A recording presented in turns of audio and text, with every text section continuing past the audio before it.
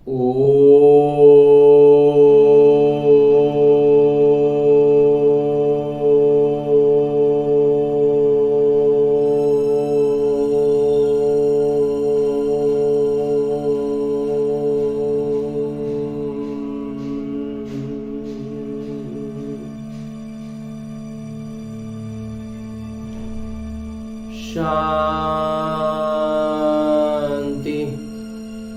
ओम शांति। बाबा बाबा ओम शांति। आज 17 अगस्त 2023 की मुरली है। बाबा कह रहे, मीठे बच्चे, तुम्हें मुख से कुछ भी बोलना नहीं है, सच्चे दिल से एक बाबा को निरंतर याद करना है और सच्चे दिल पर साहेब राजी हैं। दिल में पूरी तरह से एकदम बाबा समाये हुए रहेंगे ना, तो हमारे हर चलन में, हमारे हर व्यवहार में बाबा प्रतिनिधित्व करने लगेंगे। बाबा की झलक का जब अनुभव सामने वाले को होता है ना, तो फिर उसका कोई बोल से बता करके वो चीज हो ही नहीं सकता। वो अनुभव की चीज अनुभव में चली जाती है, दूसरों के अनुभव में वो चीज आ जाती है। और आगे मेरे बाबा प्रश्न पूछ रहे हैं कि सबसे अच्छा चरित्र कौन सा है, किस देवताई शिष्टाचार को तुम्हें धारण करना है।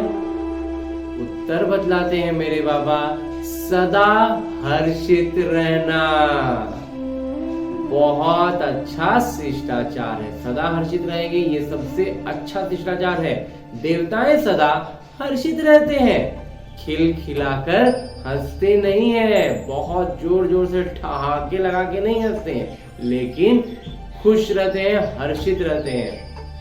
आवाज में हंसना भी एक विकार है, ज्यादा जोर से हंसना भी एक विकार है, क्योंकि रावण को हमेशा दिखाया जाता है ना जोर जोर से हुंकार लगा के हंसते हुए। तुम बच्चों को याद की गुप्त खुशी रहनी चाहिए। फैमिलियरिटी का संस्कार भी बहुत नुकसानकारक है। ज्यादा घुलने मिलने वाला जो संस्कार है ना, बाबा कहते हैं वो भी नुकसानदायक है। तो सेवा की सफलता के लिए अनासक्त वृत्ति चाहिए।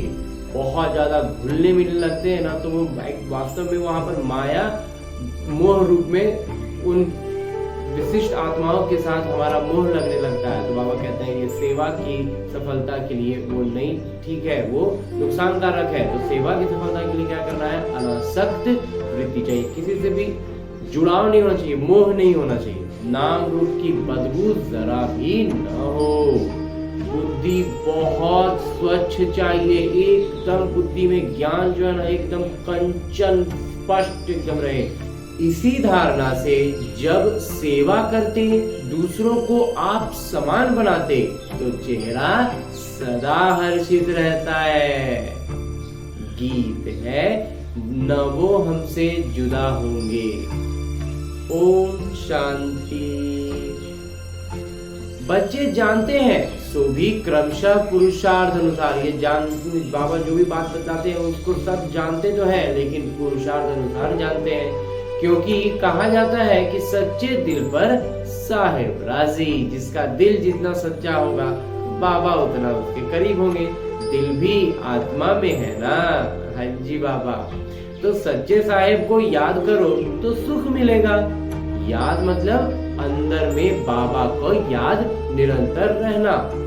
जप साहेब को जपने का अर्थ बाबा बतलाते हैं कि मुख से जपते रहना नहीं है, याद करते रहो तो बहुत सुख मिलेगा। औरों को भी आप समान बनाना है, किसी को समझाना भी बड़ा सहज है।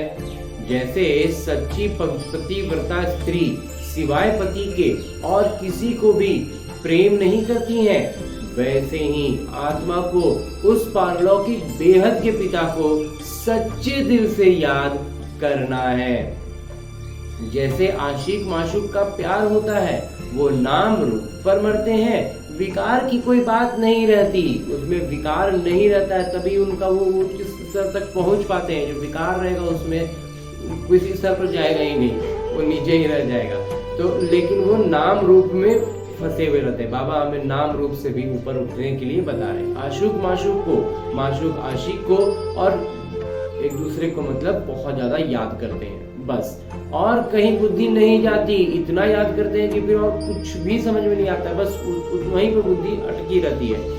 भल धंधाधोरी भी करते हैं परंतु दिल एक के साथ रहती है, वो पवित्र याद होती है। शरीर और बुद्धि अपवित्र नहीं रहती, उसका भी गायन है, परंतु ऐसे बहुत थोड़े हैं। तो बाबा कहते हैं कि इस ज्ञान में भी सच्चे आशिक बहुत थोड़े हैं। इस ज्ञान में भी जो सच्चे आशिक है वो बहुत थोड़े हैं। माया ऐसी है जो नाक से पकड़ लेती है, एकदम ऐसा जगह पर हमला करती है ना कि उसके बाद जो आत्मा जिस अपने कर्म बंधनों में ऐसा उलझ जाता है कि बाबा ही छूट जाते हैं। तो दृष्टांत दिया हुआ है अंगद का। रावण ने कहा देखें ये हिलता है वह नहीं। अंगद ने जब अपना पांव जमाया था तो रावण आया कि देखते हैं हिलता है कि नहीं। जो तीखे तीखे महारथी हैं उनको ही माया पछाड़ती है। बाबा ये बात भी बहुत अच्छे से समझा रहे हैं कि जो तीखे महारथी है ना, जो रावण की सभा में जाकर के पांव जमा सकें, वैसे के लिए ही रावण स्वयं उठ करके आएगा कि देखते हैं हिलता है कि नहीं। तो जैसे चूहा काटता है, फूंक ऐसी देता है जो पता भी नहीं पड़ता। वो चूहा जब काटने लगता है तो पहले वहां पर ऐसा कुछ करता है, अपने फूंक मारता है कि हमें वहां तो शून्य हो जाता है, हमको वहां का एहसास ही नहीं रहता, उसके बाद वो काटता है। तो ऐसा माया भी बड़ी जबरदस्त है। जो कोई बकायदे चलन चलते हैं तो अंदर से ही बुद्धि को गुप्त ताला लगा देती है। बुद्धि में आता ही नहीं है, लगता ही नहीं अरे ये थोड़ी होगा, ऐसे ना करना पड़ेगा, सब तो ऐसे ही ना कर रहा है, बस इसी में जाकर के फंस जाते हैं। तो बाबा कहते हैं कि इसमें समझने की बड़ी बुद्धि सूक्ष्म स्तर की चाहिए, बहुत बड़ी बुद्धि चाहिए। बाबा को याद करने का बड़ा अभ्यास चाहिए। बाबा में पूरा पूरा प्रेम चाहिए। बाबा से एकदम आशिक माशूक वाला बाबा कहते हैं ना, एकदम उच्च स्तर वाला, वो वाला प्यार चाहिए बाबा के साथ। वही वाला है बाबा। तुमको सेवा करनी है अनासक्त होकर। हर कोई कितना अच्छा बच्चा है, परंतु ऐसे नहीं कि उनके नाम रूप में फंस पड़ना है, इससे बड़ा नुकसान कर देते हैं। बाबा कहते हैं अपने को अशरीरी आत्मा समझकर बस मुझे याद करो, अपने को स्वच्छ रखो। किसी भी कोई ब्राह्मण बच्चा भी बहुत अच्छी सेवा करता है, लेकिन उसके नाम रूप में भी बाबा कहते हैं कि नहीं फंसो, वो नुकसान कारक हो जाएगा। तुम श्री बाबा के बनते हो, वो तुमको स्वच्छ बनाते हैं। जितना ज्यादा बाबा की याद में रहेंगे उतना ज्यादा स्वच्छ निर्मल होते जाएंगे। विकारों को निकाल देना है। तुम्हारा नाम ही है शिव शक्तियां। तुम्हें सर्वशक्तिमान से शक्ति मिलती है तो अच्छी तरह उनसे योग लगाना पड़े तो उनके साथ हमेशा अपने आप को जोड़ के रखना है। बाबा कहते हैं निरंतर याद करना मासी का घर नहीं है। निरंतर याद में रह जाना ये कोई आसान काम नहीं है। तो भोजन करते समय कितनी कोशिश करते हैं फिर भी भूल जाते हैं। बहुत कोशिश करते हैं बाबा, पहले पूरी तरह से बाबा को भोग लगा के ही अपना भोजन करते हैं। तो बहुत कोशिश करते हैं सारा समय बाबा की याद में खाएं, क्योंकि वो हमारा बहुत प्यारे हैं। क्यों ना हम उनको याद कर खाएं तो साथ में रहेंगे। याद करके खाते हैं बाबा। जब भी भोजन लेके बैठते हैं बाबा को याद करते हैं, बाबा को सम्मुख बुलाते हैं, तब खाना खाते हैं। फिर भी घड़ी घड़ी याद भूल जाती है। खाना खाते समय, पानी पीते समय, ये दो समय बाबा को याद करके बाबा को साथ में भोजन भी करते हैं, पानी भी पीते हैं। तो भक्ति मार्ग में भी बुद्धि और तरफ भटकती रहती है। ये निरंतर हर काम में नहीं हो, लेकिन कुछ कुछ कामों में अपने आप जीवन में उसको जोड़ते चले जाएंगे ना। भोजन करते समय, पानी पीते समय और भी कुछ ऐसा करते समय धीरे धीरे अभ्यास में आता चला जाएगा। तो बाबा कहते हैं ये तो है ज्ञान की बात। भक्ति मार्ग में क्या है, बुद्धि इधर उधर भटक कर पूजा कर रहे हैं और बुद्धि घूम रहा है, यहाँ पर वो काम नहीं है। ये पूरी तरह से स्पष्ट ज्ञान है। इन बातों को बच्चे भी पूरा नहीं समझते। कई बच्चे अजून रेगड़ी पहनते, यानी छोटे बच्चे की तरह घुटनों के बल चलते हैं। जो भक्ति मार्ग में होता है ना, मंदिर घुटनों पर चल के मंदिर जाते हैं। अगर निरंतर योग लग जाए तो समझा जाए कि अब कर्मातीत अवस्था आ रही है। जब निरंतर योग में रहने लग जाएंगे ना, अभ्यास करते करते एक काम में, 2 काम में, 3 काम में, हर काम में धीरे धीरे जोड़ते चले जाएंगे बाबा की याद को कि ये काम करेंगे तो ऐसा हमारी मानसिकता बन जाएगी। जैसे और कोई काम में होता है ना, ये करते समय, जैसे अभी लौकिक लोगों का क्या है, खाना खाते समय टीवी देखना है, मोबाइल देखना है, तो ये चीज कैसे, जैसे ही खाना लेके बैठेंगे ना, लगेगा अरे टीवी ऑन कर लेते, टीवी के पास बैठ जाते, वो चीज, यही चीज आ जाएगी जब अभ्यास करेंगे ना कि जैसे ही खाना लेके बैठे, अरे बाबा नहीं आएंगे, बाबा को साथ में बैठाएंगे तब ना खाएंगे।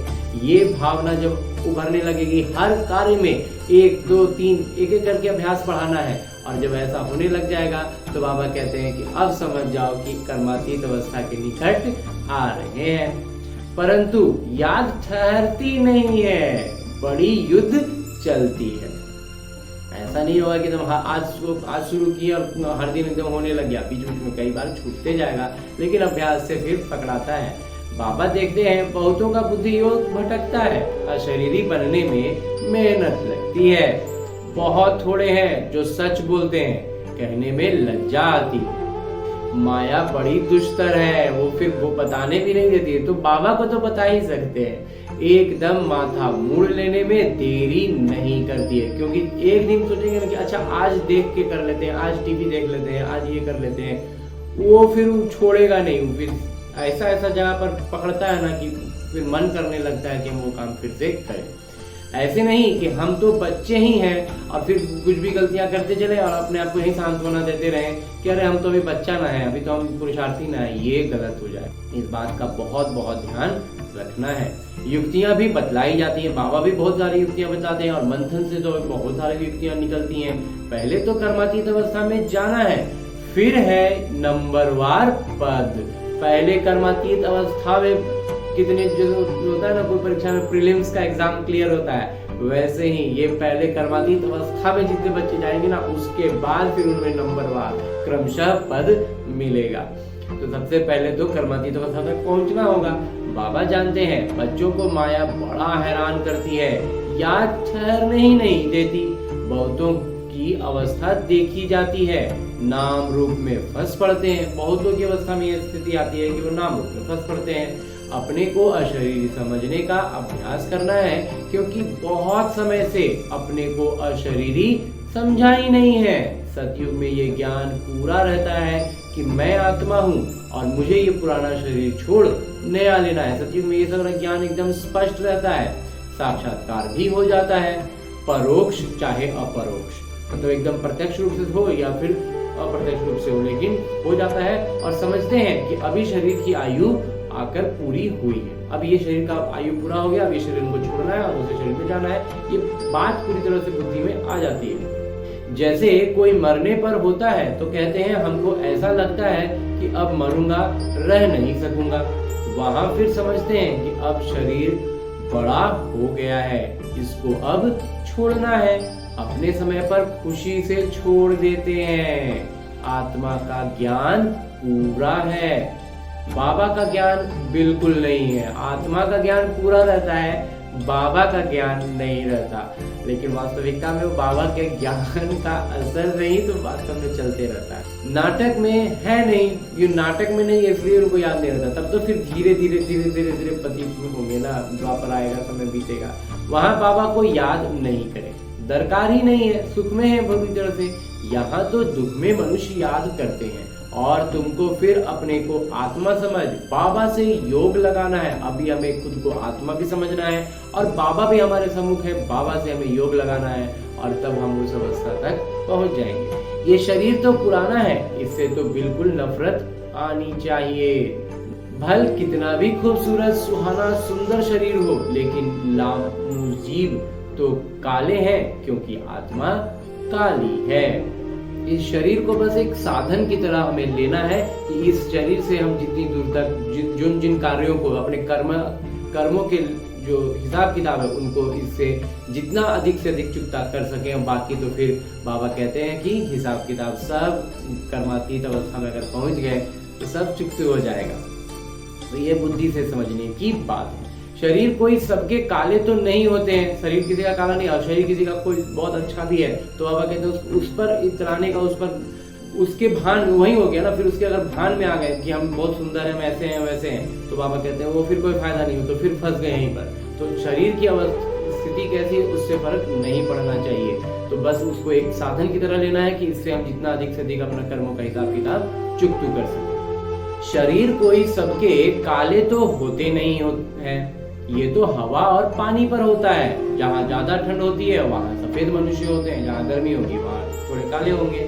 तो बाबा समझाते हैं बुद्धि का योग एक बाबा से लगाना है, जैसे लव मैरिज करते हैं ना, बिल्कुल वैसे ही अपनी स्वेच्छा से प्यार में पड़ जाना है बाबा के प्यार में एक बार आ गए ना, फिर दुनिया में कुछ भी अच्छा नहीं दिखेगा। रावण की एक एक चीज इतनी स्पष्ट दिखेगी कि क्या रावण कर रहा है और कैसे हम उसमें फंसे हुए थे। तुरंत रावण का हर चीज छूटता चला जाएगा, कोई चीज छोड़नी नहीं पड़ेगी। ये भी तुम्हारी आत्मा का लव मैरिज है मेरे बाबा के साथ। फिर इस देह के साथ भी प्रेम नहीं रहता है, फिर शरीर का भी वो प्रेम नहीं रह जाएगा। अपनी देह से ही प्रेम नहीं तो फिर औरों की देह से क्या प्रेम करना है। दुनिया में तो काले और गोरे शक्ल पर भी चले जाते हैं, बहुत लोग हैं कि काली शक्ल गोरी शक्ल के पीछे लग जाते हैं। कोई बगैर देखे सगाई कर लेते हैं, फिर जब शक्ल देखते हैं तो कहते हैं हमको ऐसी काली नहीं चाहिए, फिर झगड़ा हो जाता है। हम पैसे को क्या करें, हमें तो सुंदर चाहिए। तो बाबा कहते हैं ये सब शरीर का भान में है। हमें तो बाबा कौन सा चीज दे रहे हैं, हमें तो बाबा दे रहे हैं अमूल्य ज्ञान, अमूल्य खजाना दे रहे हैं। तो हमें बाबा से, और बाबा तो बिल्कुल सम्मुख आ करके सब कुछ बता करके दे रहे हैं, बिना देखे वाली नहीं तो कोई बात भी नहीं। तो अब तुम जानते हो हम आत्मा है, इस पुराने शरीर से मोह नहीं रखना है। ये तो विकारी संबंध है ना, दुनियावी बातों से अपनी बात न्यारी है। अभी तुम्हारी काली आत्मा की सगाई हुई है गोरे मुसाफिर से। जानते हो इस दुनिया में सबकी आत्मा काली ही काली है। गोरे से संबंध जोड़ आत्मा को गोरा बनाना है। एक मुसाफिर सैकड़ों हजारों को हसीन बनाते हैं, काली आत्मा को गोरा बनाना है।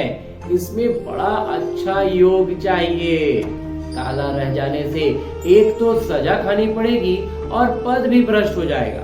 यहाँ किसी के नाम रूप में अटकना लटकना नहीं है, बड़ी डिससेवा हो पड़ती है, मतलब बदनामी हो पड़ती है। इसलिए बाबा समझाते हैं कि खबरदार रहो, तुम माया की चाकरी में आ गए हो परंतु समझते नहीं है। जैसे ही किसी नाम रूप में फंस गए, बाबा कहते हो माया ने तुम्हें अपना नौकर बना लिया, भावी छोड़ती नहीं, अपनी पद भ्रष्ट कर देते हैं। बाबा कहते हैं योग अग्नि से अपनी आत्मा को पवित्र बनाना है, ये है भट्ठी। बाबा के साथ योग लगाना है और तरफ बुद्धि जाती है तो व्यभिचारी ठहरा, सेवा कर ना सके, फिर वो उसकी सेवा उस स्तर की रहेगी ही नहीं, तो फिर वो सेवा के मतलब अच्छी सेवा नहीं कर पाया, पद भी पा नहीं सकेंगे। योग अग्नि से ही खाद निकल सकेगी। योग है तो ज्ञान भी ठहरेगा, योग रहेगा तभी तो ज्ञान भी ठहरेगा ना। बाबा रूप भी है, बसंत भी है। तुम बच्चे भी जितना रूप बनते जाएंगे उतना ज्ञान की धारणा होगी। पहले आत्मा को पवित्र बनाना है। योग योग कहते हैं परंतु तुम्हारे में भी कोई योग का अर्थ नहीं समझते। योग के बिना अपने को अथवा भारत को पवित्र बना ही नहीं सकेंगे। भल सेवा भी करते हैं, सेंटर भी खोलते हैं, परंतु माया नाक से एकदम पकड़ लेती है।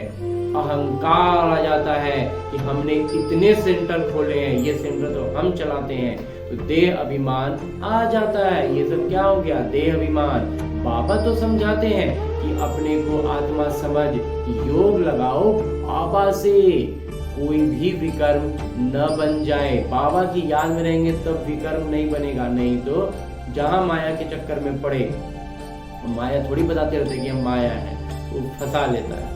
अगर बाबा को भूल कोई के नाम रूप में फंसते हो तो बड़ा नुकसान हो जाता है। ये बड़ी मंजिल है, ये एक बड़ा मुकाम होगा जिस अगर हम इसको पार कर पाए। तो विश्व का मालिक बनना कम बात है क्या? तो इतना आसानी भी तो नहीं रहेगा, छोटा छोटा ऐसा ऐसा कई बड़े बड़े मुकाम हासिल करने होंगे। बाबा की कितनी महिमा है, कितने मंदिर बनाते हैं उनके नाम पर, बाबा के नाम पर कितने मंदिर बनाते हैं। तुम जानते हो सोमनाथ का मंदिर किसने और कब बनवाया? मंदिर भी क्रमशः बनाते हैं। सोमनाथ के बाद फिर है लक्ष्मी नारायण का अथवा जगदम्बा का मंदिर। मनुष्य थोड़े ही जानते हैं कि सोमनाथ का मंदिर किसने बनाया। वो तो निराकार है, निराकार के पुजारी निराकार शिव को ही पूजेंगे, परंतु जानते नहीं। तुम बच्चे भी क्रमशः है, रात दिन सेवा का ही ओना रहता है। ओना पूरा तब रहे जब देह अभिमान टूटे। ये खुमारी जो है ना कि सेवा का खुमार चढ़ा रहे दिमाग पर, ये तब रहेगा जब देह का अभिमान नहीं रहेगा। देह का अभिमान रहेगा तो फिर सेवा का खुमारी कहाँ से चढ़ेगा? तो देही अभिमानी बनना यानी आत्माभिमानी बनना है। बाबा के साथ पूरा योग लगाना है, उनका पूरा लिहाज रखना। मासी का घर नहीं है, पूरा पूरा बाबा जो श्रीमत पर चलना है ना, वो इतना भी आसान नहीं है। लेकिन अब बाबा ही बतलाते हैं कि अभ्यास से धीरे धीरे एक एक कदम बढ़ेंगे तो पकड़ा जाएगा, चलने लग जाएंगे। माया के भूत योग तोड़वा देते हैं, शुरू में ज्यादा तोड़वाते हैं। ये तो बाबा ही जानते हैं कि कितने तो ऐसे नाजुक हैं जो कुछ कहो तो झट धोखेबाज बन बिगड़ पड़ते हैं, पूरी तरह से विद्रोही बन जाते हैं, एकदम भड़ास निकालने लग जाते हैं। तो वो जमा था, मतलब ज्ञान स्पष्ट नहीं था, तभी तो उतना कुछ भरा हुआ रहता है। वो फिर अपना ही खाना खराब कर देते हैं। आश्चर्यवत बाबा का बनंती फिर भागंती हो जाते हैं, बदनामी करने लग जाते हैं। भागवत में भी मशहूर है, अमृत पीते पीते विद्रोही बनकर फिर सताते हैं। बाबा को कितना ख्याल रहता है, ये फलाना अभी कच्चा है, कोई भी समय धोखेबाज बनकर नुकसान कर सकता है। बरोबर देखते हैं कि जो धोखेबाज है वह नुकसान करने लग पड़ते हैं, फिर कितनी अबलाओं पर अत्याचार होते हैं। और सत्संगों में अत्याचार होते हैं क्या? ये पहली बात है विष यानी विकार छोड़ने की। विष छोड़ते ही नहीं है। विष छोड़ने की ये पहला ही सत्संग है ना जहाँ विष छोड़ने की बात होती है, तो वो छूटता ही नहीं है। कहते भी है फलाना स्वर्ग पधारा, परंतु स्वर्ग क्या है कुछ जानते ही नहीं। जैसे बगैर अर्थ कोई बोल दे ऐसे ही कुछ कह देते हैं। अब कितनी समझ आई, अब बाबा में कितना समझ दे रहे हैं, बहुत बहुत ज्ञान से भरपूर कर रहे हैं मेरे बाबा। बाबा जानते हैं कौन अच्छे अच्छे फूल हैं। कोई है जिनमें नाम रूप में फंसने की बदबू नहीं है। ज्ञान के बगैर और कोई बात बुद्धि में है ही नहीं। योग भी पूरा चाहिए। कोई काले तो पहले से ही हैं और ही काले हो जाते हैं। इस लश्कर में हाथियों का भी लश्कर है, शेर शेरनियों का भी लश्कर है, घोड़े घोड़ियों का भी है और बकरे बकरियों का भी है। सब है, मतलब हर प्रकार के बच्चे हैं। कोई तेज दौड़ने वाले हैं, कोई बहुत बहादुर है, कोई हाथियों की तरह है, कोई बकरे बकरी की तरह है, जिसको जिधर चरा दो उधर चले जाए। सब तो चलन से झट मालूम पड़ जाता है। ये तो जैसे भेड़ है, भीड़ है, कुछ भी नहीं समझते, बुद्धि में बैठता ही नहीं है। जैसे भैंस की बुद्धि है, भैंस के आगे बोला जाता है ना बीन, उसको मतलब कोई फर्क ही नहीं पड़ता है, बुद्धि से कोई वास्ता ही नहीं है। तो बाबा कितना सहज करके बतलाते हैं कि तुम आत्मा हो, तुम बेहद के पिता को याद नहीं कर सकते हो। जब हमको आत्मा है ये बाबा याद पाते हैं तो फिर हम अपने परम पिता परमात्मा को याद भी नहीं कर सकते हैं। हे आत्मा, तुम और सब तरफ से बुद्धि योग हटाकर मुझे याद करो। जो बाबा कह रहे हैं जिसकी बुद्धि में और कुछ समझ में नहीं आ पा रहा है, कुछ भी कर रहे हैं, कोशिश कर रहे हैं, नहीं हो पा रहा है, बाबा कहते हैं छोड़ो सब बातें, बस मुझे याद करो। तुम याद नहीं कर सकते हो और मित्र संबंधियों आदि को याद करते हो, मुझे याद करने में क्या मुसीबत है? बाकी अपने जो लौकिक रिश्तेदार हैं और भी काम है, जो हर चीज को तो याद करते ही हो, तो फिर बाबा को याद करने में क्या मुसीबत हो जाता है भाई? कहते हैं बाबा माया बुद्धि योग तोड़ देती है। अरे बरसा गवा बैठोगे, तुम बुद्धि योग पूरा लगाओ तो विश्व का मालिक बनेंगे। बाबा को थोड़े ही कभी भूलना होता है, बाबा को फिर क्यों भूलते हैं? देह अभिमानी बनने से ही तुम भूलते हो। शरीर के भान में जहां आ गए बस बाबा को भूलने लगते हैं। तुमको बार बार कहा जाता है अपने को आत्मा समझो, बाबा को निरंतर याद करो, जपो नहीं, आवाज नहीं करो, तुमको तो वाणी से परे जाना है। राम राम मुख से कहो तो देह अभिमान आ गया। राम मुख से राम राम कह रहे हैं तो फिर वो देह अभिमान आ गया। अंदर सिमरण करना है, अंगों का सिर्फ आधार लेना है, सिर्फ कर्मों का हिसाब किताब चुकतू करने के लिए उसका आधार के रूप में इसको एक अपने जीवन का एक आधार के रूप में ले सकते हैं, और उससे ज्यादा इसको कुछ नहीं मानना है। मैं आत्मा हूँ, शांति में रहकर बाबा को याद करना है। बाबा है ज्ञान का सागर, ज्ञानवान, उनमें सारा ज्ञान है, तुमको भी सिखलाते हैं। बाबा को याद करने से तुम पवित्र बन जाएंगे, होली ताज, पवित्र ताज मिलेगा, और सृष्टि चक्र को जान को भी बुद्धि में स्पष्ट कर लेंगे तो बाबा कहते हैं रत्न जड़ित ताज मिलेगा। दोहरा सिर ताज बन जाते हैं। याद से ही विकर्म विनाश होंगे, नहीं तो धर्मराज के डंडे खाने पड़ेंगे, पद भी भ्रष्ट हो जाएगा। इसलिए बाबा को याद करना है। फिर खुशी भी चाहिए, गुप्त, जोर जोर से ठहाके वाली हंसी बाबा कहते हैं नहीं, आवाज में हंसना नहीं है। लक्ष्मी नारायण को हर्षित मुख कहा जाता है। हर्षित मुख रहना और हंसना अलग अलग बात है। हर्षित मुख रहने से वो गुप्त खुशी रहती है, आवाज में हंसना बुरी बात है। हर्षित रहना सबसे अच्छा है, खिलखिलाकर हंसना, आवाज से हंसना भी एक विकार है। ये भी बाबा आज फिर सूक्ष्म स्तर पर समझा रहे हैं। बहुत जब मोटे मोटे तौर में बहुत ज्यादा जब पतित है ना, वहां से जब आ रहे हैं पहली सीढ़ी पर है, तब के लिए ये नहीं है। ये है जब हम काफी समझने लग जाते हैं, ज्ञान पूरे स्पष्ट होने लगता है, ऊंची अवस्था को पाने लगते हैं, तब के लिए बाबा ये बहुत सूक्ष्म स्तर की बात बतला रहे हैं कि ये भी एक विकार है। वो भी नहीं रहना चाहिए। खुशी चेहरे पर आनी चाहिए, चेहरे पर सिर्फ खुशी रहनी चाहिए। जोर जोर से ठहाके लगाना, लगाकर हंसना, आवाज करके हंसना बाबा कहते हैं एक विकार है। वो आएगी तब जब आप समान बनाएंगे। सेवा और सेवा, सेवा मिली और ये भागा, दूसरी कोई बात नहीं। तुम बच्चे सेवा करते हो, कांटों को कली बनाते हो। बाबा बच्चों को अच्छी अच्छी बिंदुएं बताते हैं। ये निश्चय रखना है कि बाबा ही सुनाते हैं। ये भी कहते हैं मेरी महिमा नहीं करना, महिमा सारी शिव बाबा की। ब्रह्मा बाबा कहते हैं कि उनकी महिमा नहीं करनी है, सारी महिमा शिव बाबा की है। उनको याद करने से ही पूरा विक्रमाजीत बनेंगे। बहुत सहज बात है, हम बुद्धि स्पष्ट हो जाएगी ना तो बातें एकदम सहज दिखेंगी। याद करना है और चक्र फिराना है। स्वदर्शन चक्र धारी पूरे अंत में बनते हैं, वो भी क्रमशः। स्वदर्शन चक्रधारी तो बनेंगे, लेकिन आज हम एकदम सबसे अंतिम तक अभ्यास जब एकदम अपनी पराकाष्ठा पर पहुंच जाएगा, और वो भी कहते हैं उसमें भी, लेकिन जो अपना अपना आत्मा है, अपना अपना पुरुषार्थ। अच्छा, मीठे मीठे सिकिल दे बच्चों प्रति मात पिता बाबा का याद, प्यार और आशीर्वाद। रूहानी बाबा की रूहानी बच्चों को नमस्ते। हम रूहानी बच्चों की ओर से रूहानी बाबा को याद, प्यार और प्रणाम। धन्यवाद बाबा, धन्यवाद। मुरली के लिए भी धन्यवाद, और इस अनूठे अलौकिक ब्राह्मण जीवन के लिए भी बहुत बहुत बहुत धन्यवाद बाबा, बहुत धन्यवाद।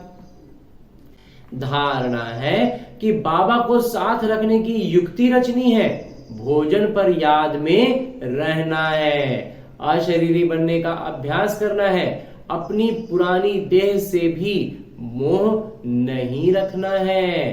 बाबा का पूरा पूरा लिहाज रखना है, अहंकार में नहीं आना है, नाम रूप की बीमारी से सदा दूर रहना है, ज्ञान और योग में मस्त रहना है।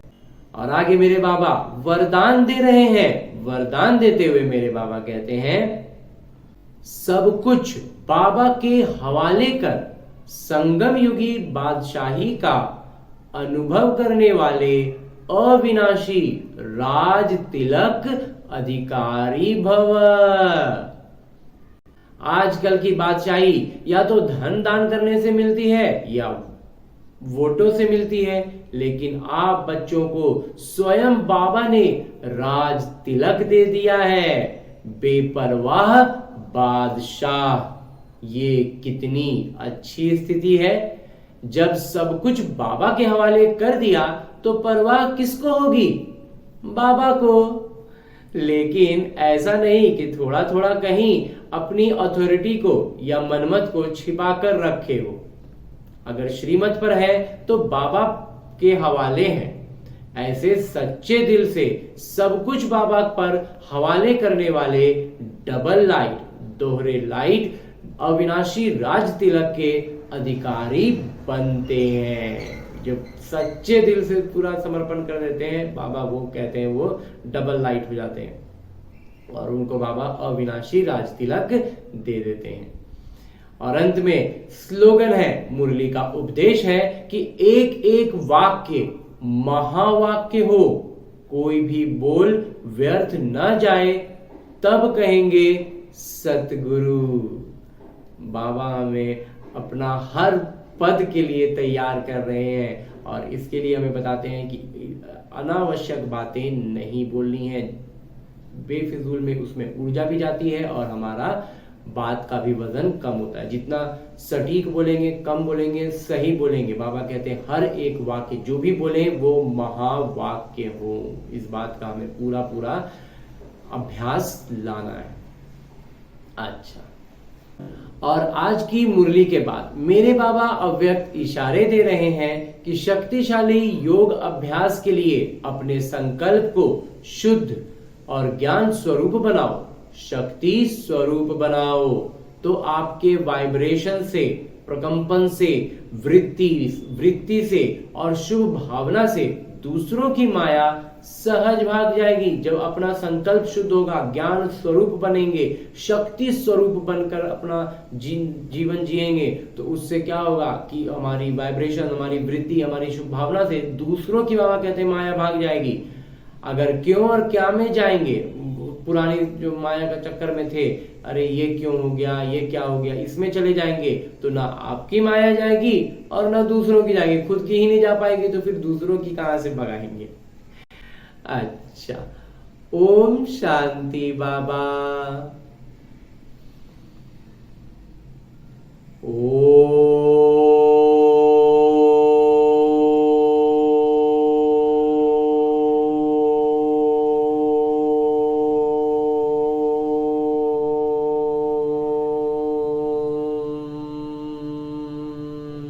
शांति।